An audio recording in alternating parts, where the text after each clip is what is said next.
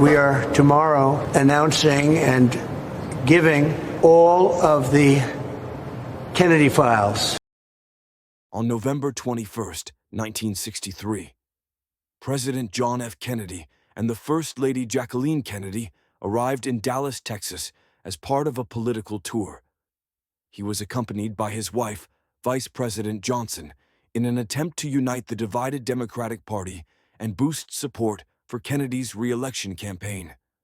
The next morning, on November 22, 1963, after delivering a speech at the parking lot in front of the hotel where he stayed, then giving another speech at a Fort Worth Chamber of Commerce breakfast, Kennedy and his entourage took a short flight to Dallas Love Field.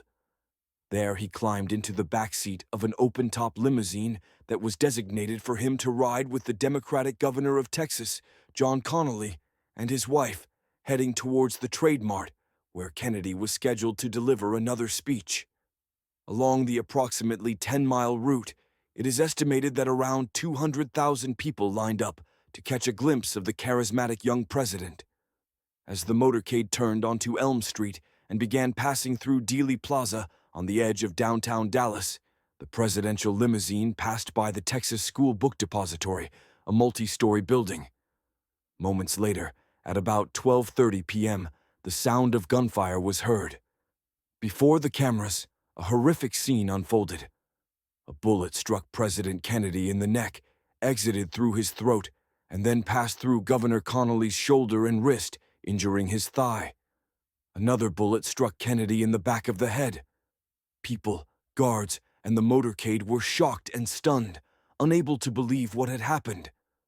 Cries and screams erupted everywhere as the motorcade sped to Parkland Memorial Hospital as fast as possible. However, Kennedy's injuries were beyond treatment, and doctors' efforts to save him collapsed. At 1 p.m., the official announcement declared the death of U.S. President John F. Kennedy, while Texas Governor Connally survived his wounds.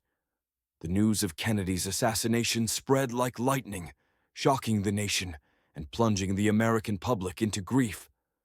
Television and radio networks interrupted their regular programming to provide live coverage of the event. Millions of Americans gathered in front of their TV screens at home, trying to process this tragedy. To avoid any political vacuum, Vice President Lyndon B. Johnson was sworn in as president aboard the presidential plane just 1 hour after the assassination, while Jackie Kennedy, the president's wife, was still in a state of deep mourning and emotional collapse. Within hours of the assassination, law enforcement authorities identified the primary suspect, Lee Harvey Oswald. Oswald was a former U.S. Marine who had defected to the Soviet Union before returning to America and working at the Texas School Book Depository, the building overlooking Dealey Plaza from which the shots were likely fired. Witnesses reported seeing a man firing shots from a window on the 6th floor of the depository. After searching, a Mannlicher Carcano rifle was found near the window shortly after the assassination. Oswald fled the scene, but was arrested several hours later after killing a police officer named Tippit during his escape. Oswald was detained and charged with the murders of both President Kennedy and Officer Tippit. Despite substantial evidence linking him to the crime, Oswald fled the scene but was arrested several hours later after killing a police officer named Tippit during his escape. Oswald was detained and charged with the murders of both President Kennedy and Officer Tippit. Despite substantial evidence linking him to the crime, Oswald insisted on his innocence, famously declaring, "I'm just a patsy." This statement was not just an ordinary phrase coming from a man accused of assassinating the leader of the most powerful country in the world. It had a profound impact, altering the course of events and investigations. What initially seemed like a straightforward assassination, motivated by political opposition, became one of the strangest and most mysterious assassinations in modern history, turning into a political enigma that baffled investigators, police, and even the most powerful intelligence agencies in the world. Thus began the search for the real masterminds behind the assassination of the U.S. president. Oswald's detention period was brief. On November 24th, While being transferred from Dallas Police Headquarters to the county jail, a nightclub owner named Jack Ruby shot and killed Oswald on the spot. Ruby was arrested and claimed that his motive for the murder was deep sorrow over Kennedy's assassination and revenge for what Oswald had done. He also claimed to want to spare Jackie Kennedy the ordeal of a trial. But this scene, with all its details, felt like something out of a Hollywood movie, where witnesses who might lead investigators to the real culprits are systematically eliminated, much like Walter White did with Gus Fring's men in Breaking Bad. Shockingly, Jack Ruby died shortly thereafter in prison from cancer. In response to Kennedy's assassination, President Lyndon B. Johnson established the Warren Commission to investigate the circumstances surrounding the assassination. Headed by Chief Justice Earl Warren, the commission included prominent figures such as Gerald Ford, who later became president, and CIA Director Allen Dulles. After 10 months of investigation, the Warren Commission issued its final report in September 1964.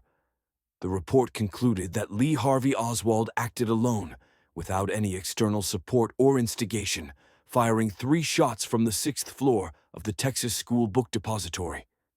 The commission also concluded that Jack Ruby acted independently and that there was no evidence of a conspiracy involving Oswald, Ruby, or any other individuals or organizations linked to the assassination.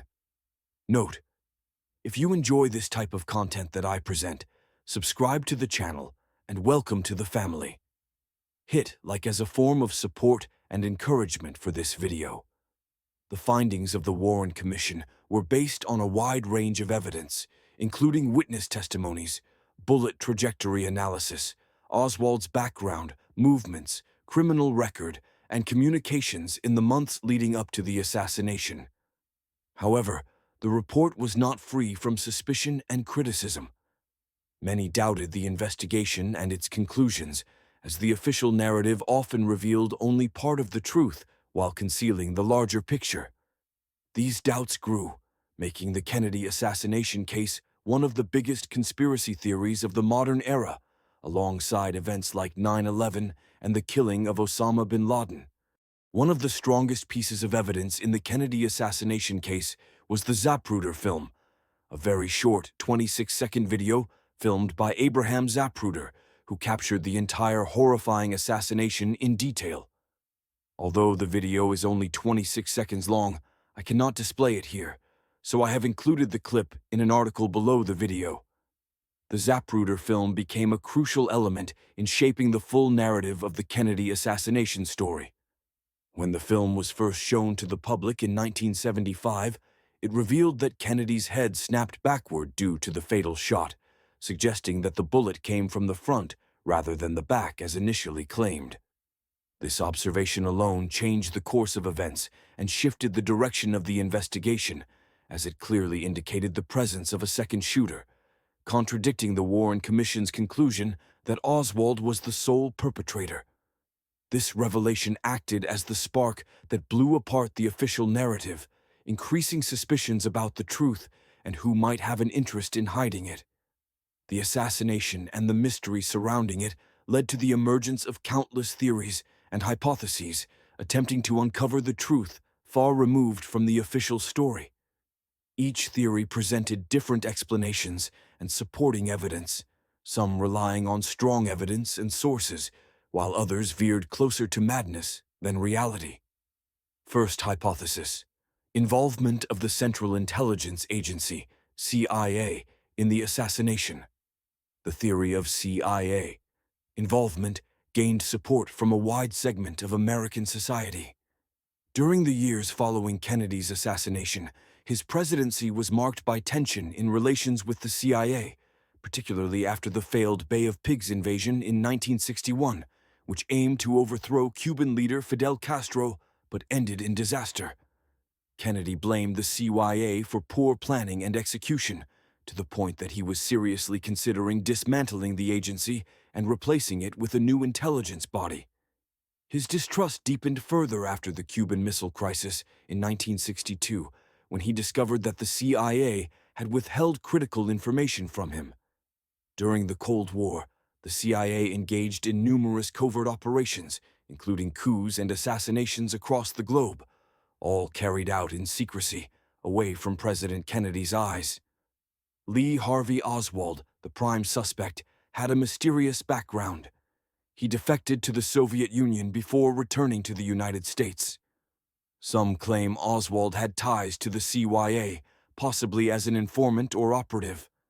With evidence pointing to a second shooter contradicting the Warren Commission's findings, belief grew among some that the CIA orchestrated a cover-up to hide any evidence of a second gunman. Jack Ruby, the nightclub owner who killed Oswald 2 days after the assassination, reportedly had connections to organized crime and possibly the CIA. It is alleged that Ruby was used to silence Oswald and prevent him from revealing a larger conspiracy, taking his secrets to the grave.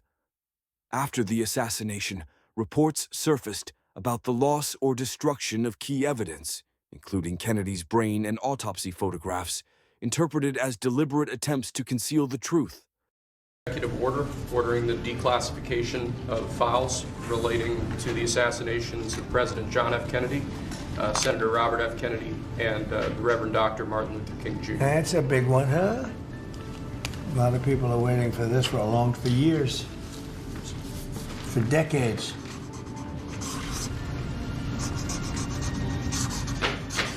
Second hypothesis: the Freemasons assassinated Kennedy. The theory that the Illuminati assassinated John F. Kennedy is one of the strangest ideas proposed regarding this subject.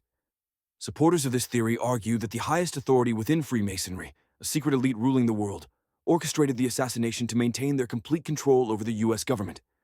Proponents of this hypothesis claim that Kennedy's policies, such as his push for greater government transparency, his threat to dismantle the CIA, and his opposition to the Federal Reserve via Executive Order 11,110, which he signed in 1963 to reduce the Federal Reserve's power by issuing silver-backed currency, posed a direct threat to the Masonic agenda they had pursued for centuries.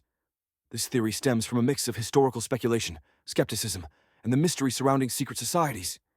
The Illuminati originally started as a Bavarian secret society in the 18th century and was dissolved after the Knights Templar were executed by burning. The idea of CIA involvement in Kennedy's assassination is often tied to the Masonic theory, with some suggesting the CIA was merely a tool used by these secret societies to carry out the assassination and protect the interests of the global elite. Additionally, many high-ranking government officials and intelligence agency leaders were reportedly Freemasons. Third hypothesis: organized crime assassinated Kennedy. This hypothesis suggests that members of organized crime were furious about John F. Kennedy's crackdown on the Mafia. Robert Kennedy, JFK's brother, served as Attorney General and led a fierce campaign against the American Mafia, targeting heavyweight figures, leading to arrests, trials, and disruption of their operations. Before his presidency, JFK and his father, Joseph Kennedy, had close ties with organized crime figures, primarily related to Joseph Kennedy's business dealings and JFK's political campaigns, which allegedly received generous financial support from Mafia personalities. However, JFK turned against them immediately after gaining power, using their money and support against them, an act perceived as betrayal. Strong evidence supporting this hypothesis includes several individuals linked to the assassination, including Lee Harvey Oswald and Jack Ruby, who reportedly had ties to organized crime. Ruby was known for his connections with Mafia figures and involvement in illegal activities like gambling and prostitution. Carlos Marcello, the Mafia boss in New Orleans, and Sam Giancana, a Mafia leader in Chicago, are the two most prominent mob figures associated with Kennedy's assassination. Both were on Robert Kennedy's hit list and had strong motives for revenge. It is claimed that Marcello threatened Kennedy, saying, "The Mafia will strike hard if pressured too much." During the Cold War, the CIA cooperated with the Mafia in attempts to assassinate Cuban leader Fidel Castro. Some proponents argue this collaboration provided the Mafia with the resources and intelligence precision needed to execute the assassination. What stirred the waters of the Kennedy assassination case after more than 70 years of secrecy was President Donald Trump's recent decision to declassify documents related to one of the most controversial events in modern history. On Tuesday, March 18, 2025, the Trump administration released over 80,000 pages of previously classified government documents related to the 1963 assassination of Kennedy. This is huge. Many people have been waiting for this for years, and now everything will be uncovered. The declassified documents revealed several critical pieces of information, including the extent to which the CIA monitored Lee Harvey Oswald, especially during his visit to Mexico City in 1963. The published files on the U.S. Archives website tracked the CIA's surveillance of his movements toward the Soviet and Cuban embassies. One document highlighted a senior CIA officer named George Wanta, who funded an anti-Castro group with $25,000. Coincidentally, this group was connected to Lee Harvey Oswald. One document revealed a phone call received by the FBI before Oswald's murder by Jack Ruby, predicting his death. This indicates prior knowledge of the assassination of Oswald, information that was unclear or unconfirmed in previous records. Among the newly declassified 2,400 records, approximately 14,000 pages were recently discovered in February 2025, following a new investigation ordered by President Trump in January 2025. These documents were either unknown before or deliberately concealed, raising questions about whether information was omitted or hidden in the past. The files detailed Oswald's interactions with Cuban intelligence, including his attempts to obtain visas. They also revealed close monitoring by the CIA of these movements and their awareness that something significant was brewing. In 1976, the U.S. House of Representatives established the House Select Committee on Assassinations, HSCA, to re-examine the documents related to the assassinations of John F. Kennedy and Martin Luther King Jr. The committee's investigation, concluded in 1979, determined that Kennedy's assassination was likely the result of a conspiracy. The committee cited audio evidence suggesting the presence of a second shooter, but could not identify the individuals or groups involved. One document revealed that CIA agents closely monitored Lee Harvey Oswald's interactions with Soviet defectors, particularly in Texas, including a man named Peter Gregory, who helped translate for Oswald and his Russian wife Marina. Another key figure mentioned was George de Mohrenschildt, a Russian-born oil geologist with ties to the CIA, who later befriended Oswald but died under mysterious circumstances. The memo disclosed that Lee Harvey Oswald attempted to contact Soviet entities just weeks before Kennedy's assassination, raising suspicions about his true motives. Other documents revealed that the CIA was closely monitoring the Soviet and Cuban embassies in Mexico City when Oswald visited. However, they were unable to confirm his identity, as the memo showed that the CIA obtained photos of a man visiting the Soviet embassy, but the images did not match Oswald's known appearance. One document revealed that on November 23, 1963, one day before Oswald's murder, the FBI received an anonymous phone call warning that someone would kill Oswald. The caller said, "You need to do something because the same group that killed Kennedy is going to target Oswald." Despite this warning, no additional protection or security measures were provided, and Oswald was killed the next day by Jack Ruby. One of the most explosive documents exposed a letter written by a man named Sergei Krunanov, revealing that he was arrested in London, England, on June 18, 1963, and interrogated by police. He informed them that he knew an American named Lee Harvey Oswald who was attempting to defect to Russia and had plans to assassinate John F. Kennedy. Krunanov reportedly provided detailed and sensitive information to the U.S. Consul General, who, along with Tom Blackshear, did nothing to protect the man holding the secret of the assassination of the leader of the world's most powerful nation. The files released by Donald Trump, which had their secrecy lifted, recount how a man working for the CIA left Washington in a hurry the day after Kennedy's assassination.